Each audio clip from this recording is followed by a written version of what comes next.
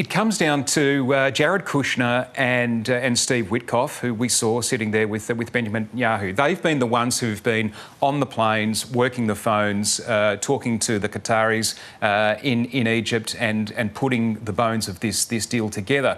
But as it's also been described, this was a deal which was essentially getting both sides to say yes to the first part, and we'll work out the rest of the details later. Both of them are, essentially real estate developers, real estate negotiators, and you could take the view that it's important to get the agreement first, and we'll work out the rest later. This is very much one of those.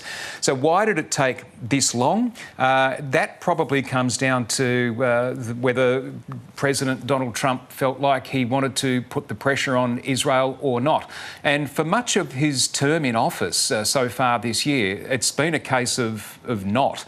The turning point, as my colleague Eric Torchek has pointed out, was when Israel launched that attack on Hamas negotiators in Qatar, and it was a surprise attack. There were casualties.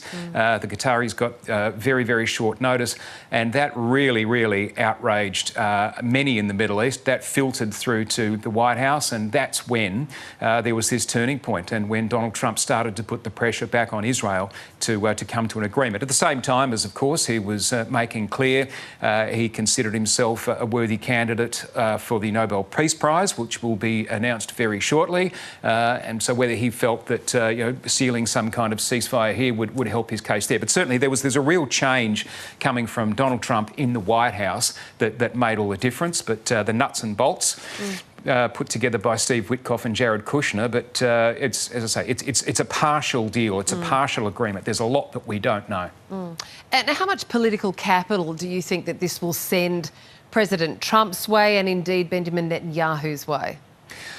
Interesting to see the way that the American media have been responding to this over the past 24 hours, really giving a lot of credit to Donald Trump. And, as you can understand, this is a rare thing for an American president to reach some kind of peace agreement in the Middle East, and he's been getting a lot of credit for doing that.